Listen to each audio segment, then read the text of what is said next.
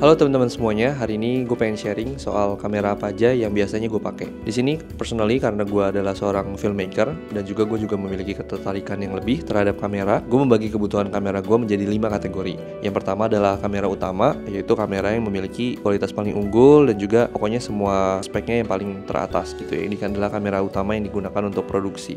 Kategori kedua adalah kamera sehari-hari. Kamera sehari-hari ini biasa digunakan buat mengcapture kegiatan kita, daily activities kita gitu ya. Nah, kamera yang ketiga adalah kamera yang diperuntukkan untuk eksperimen, terutama buat orang-orang yang bekerja gitu ya di bidang kamera. Kadang-kadang kamera itu hanya sebatas sebagai alat untuk kerja gitu. Tapi dengan adanya kamera eksperimental ini, itu bisa membangkitkan spark kita lagi terhadap fotografi, videografi, atau hal-hal yang tidak related dengan pekerjaan kita gitu. Jadi bisa membawa kita out of the zone seperti itu. Lalu kamera yang keempat adalah kamera yang diperuntukkan untuk kreativitas gitu ya. Jadi kamera kreativitas ini biasanya dia bisa terbang atau dia sangat kecil sekali gitu ya, sehingga dia bisa menyelinap ke berbagai sudut yang tidak terjangkau sama kamera-kamera yang besar. Dan juga kategori yang terakhir adalah kamera film. Bisa membuat kita lebih mengapresiasi tiap frame-frame yang kita dapatkan. Kamera utama yang gue miliki sekarang adalah kamera yang sekarang lagi nge-shoot nih. Sekarang di depan adalah Sony A7S III. Sony A7S III ini adalah kamera yang gue miliki sejak sekitar kurang lebih 3 tahun yang lalu. Gue masih inget banget perasaannya waktu itu sama teman-teman, takjub banget pas pertama kali nyobain kecanggihan kamera ini. Autofokusnya lengket banget, gambarnya terang banget di malam hari, warnanya yang dalam banget, dan semua kecanggihan itu bisa kita pegang gitu di wujud body yang sangat ringkas. Dan menurut gua untuk performanya sangat sebuah teknologi yang mutakhir gitu ya.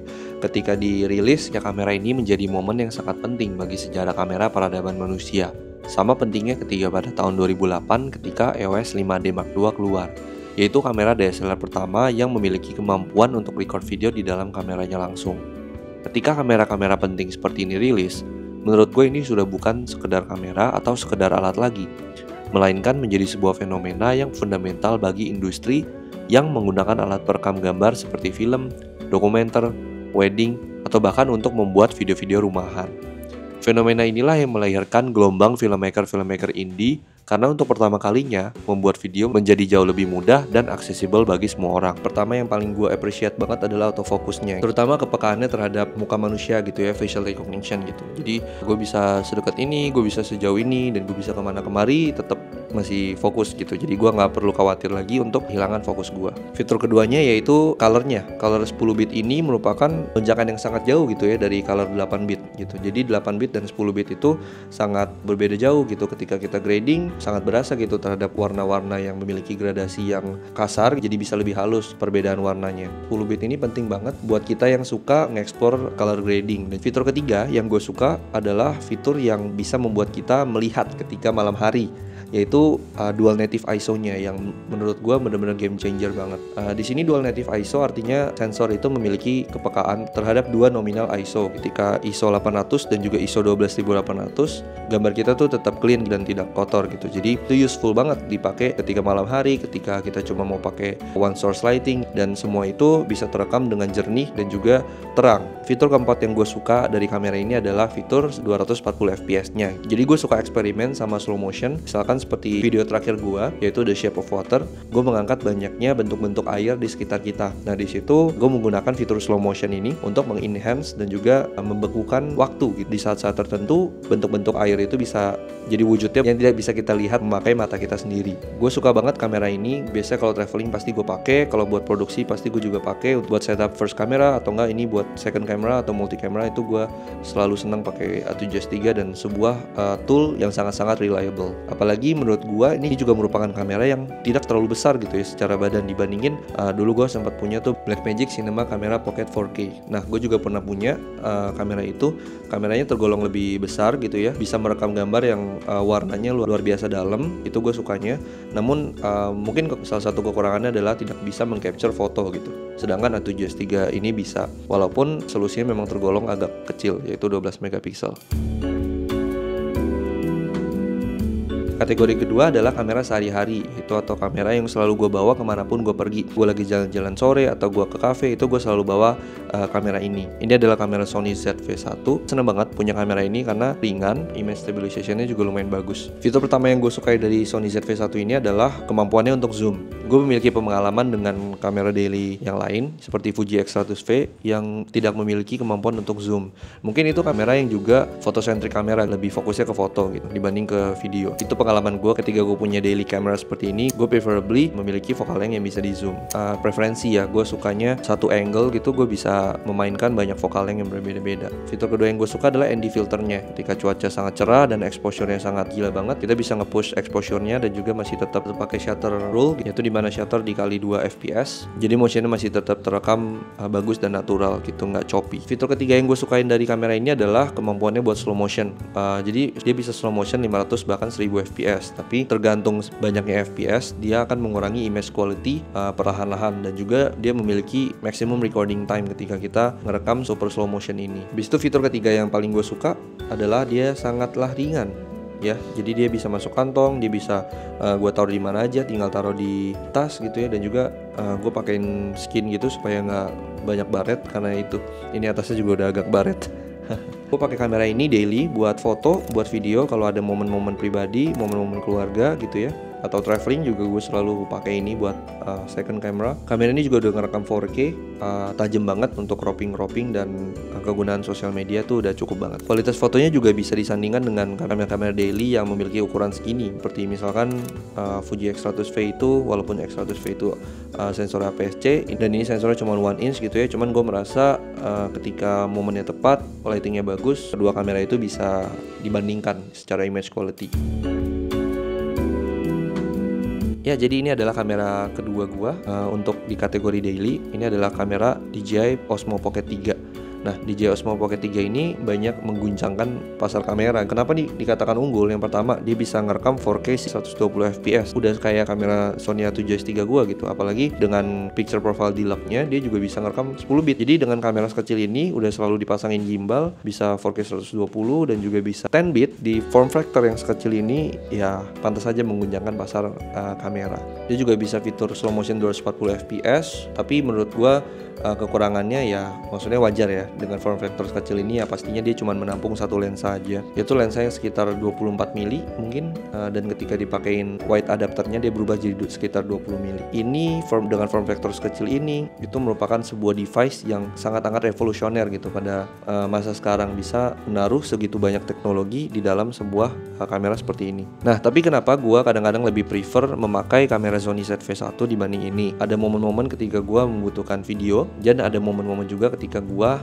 lebih memprioritaskan foto. Kekurangannya DJI Pocket 3 ini adalah kapabilitasnya untuk fotografi. Ini sama sekali bukan kamera yang diperuntukkan untuk fotografi gitu kan. Ada gimbalnya di atas gini. Selain itu semuanya bagus sih, audionya bagus banget. Ketika gua ada di momen sehari-hari gua, ketika gua udah tahu nih, kayak gua akan lebih memprioritaskan video gua di momen ini. Gua pasti akan menggunakan DJI Osmo Pocket 3 ini. Fitur lainnya yang gua suka banget dan pertama kali kaget banget adalah kemampuan dia untuk langsung sync sama DJI mic yang dia juga rilis barengan sama ini. Dan menurut gue itu kayak sihir banget gitu ya, langsung cepet banget untuk connect dan bisa, gila ya, orang tuh mudah banget untuk ngerekam dirinya dengan audio yang bagus, dengan kualitas gambar yang bagus juga, dengan form factor kecil ini gitu.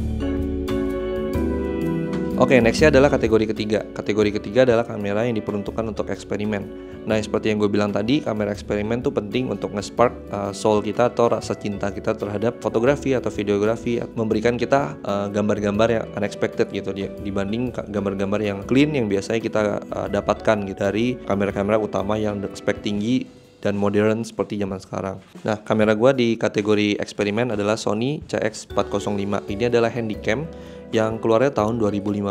Sony CX405 ini gampang banget buat diadapt ke zaman sekarang. Misalkan kayak baterainya aja sama kayak baterai ZV-1. Jadi fitur pertama yang membuat gua kagum dan juga terkesima banget ketika memiliki handycam adalah fitur zoomnya.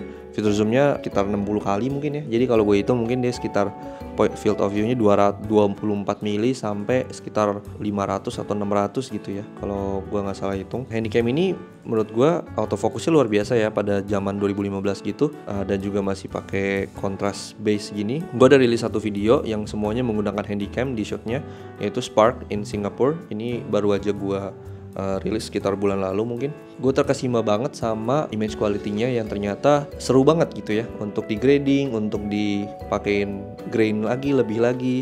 Terus ya itu menurut gue merupakan homage gitu ya, merupakan tribute sama handycam yang dulu papa mama kita mungkin sering pakai gitu untuk ngerekam masa kecil kita. Jadi salah satu yang seru punya handycam ini juga kita bisa ngerekam banyak hal seharian hanya menggunakan satu baterai. Terus dia juga bisa nampung 2 baterai sekaligus kayak gini gitu. Jadi dia kayak punya semacam storage gitu yang bisa dicopot. Terus ini kayak nampung 2 baterai. Dan buat jalan-jalan seharian kayak kalau buat trip iseng-iseng banget, ini lumayan bisa menjadi kamera yang menginspirasi kita. Ya kadang-kadang seru aja punya kamera seperti ini yang tidak mengunggung kita terhadap teknologi-teknologi yang sekarang kita suka dapatkan, yang kita kadang-kadang suka take it for granted gitu, kayak 4K atau 6K, atau kadang-kadang kita udah bahkan ada kamera yang 8K gitu ya.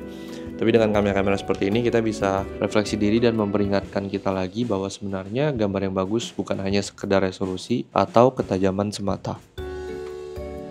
Oh ya, gue DIY sendiri pasangnya, jadi kayak gue lem ini filter thread, terus bisa dipasang gini, jadilah white converter, jadi white fish eye gitu.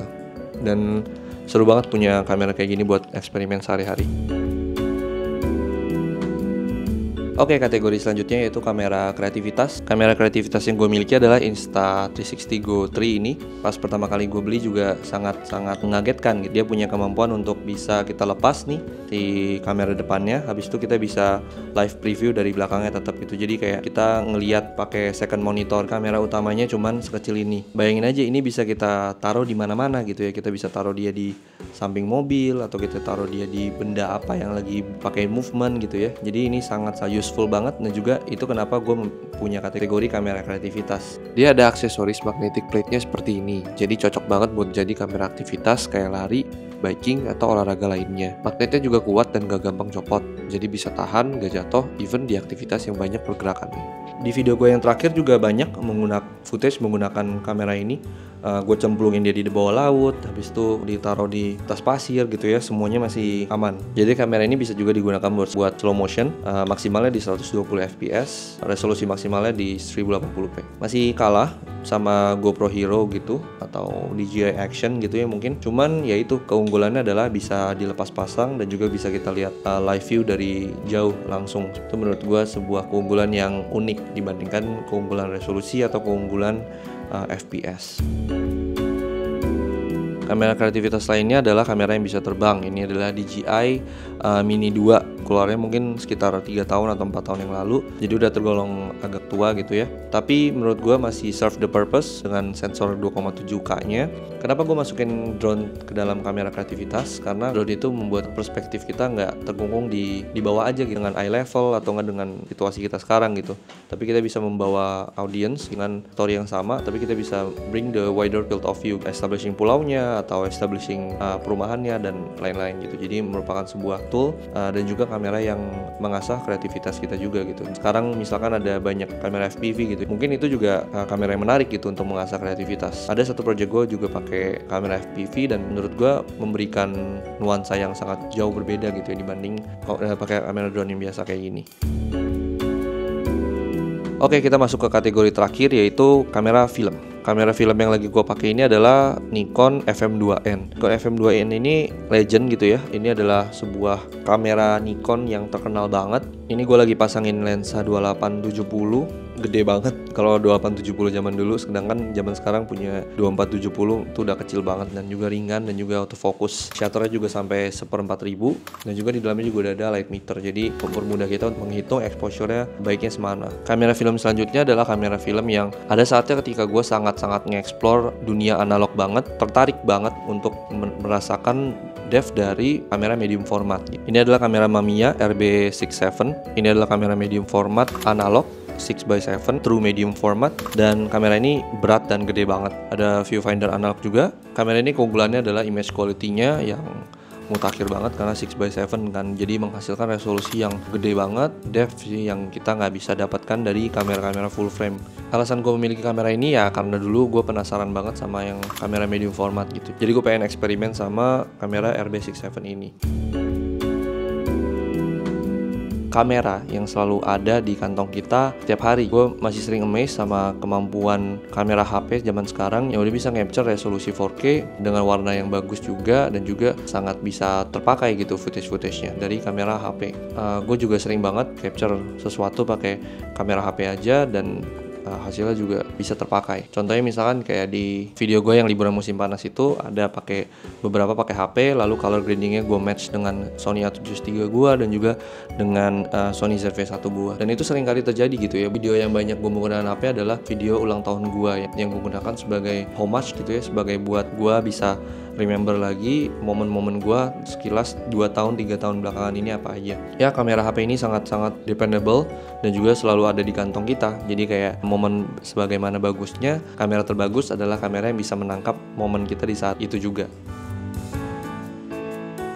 Maksud dan tujuan gue untuk bikin video ini adalah sebagai pembelajaran dalam memilih dan mengkategorikan kamera. Mungkin sesuatu yang dulu akan senang sekali apabila ada yang sharing topik seperti ini. Selain itu, juga sebagai jurnal pribadi gue dalam suatu periode ini, yaitu tahun 2024, beginilah setlist kamera yang gue gunakan dan bagaimana opini dan alasan gue memilih suatu alat perekam gambar. At the end of the day, kamera-kamera hanyalah sebuah alat penyampaian maksud dan perekam gambar yang membuat sebuah karya akan menjadi indah atau bermanfaat. Semuanya tergantung dari kreativitas, konsistensi, style, dan craft dari siapa yang ada di balik kamera tersebut. Oke, segitu aja. Jadi semoga video ini bermanfaat buat teman-teman semua dan sampai jumpa on the next video. Goodbye.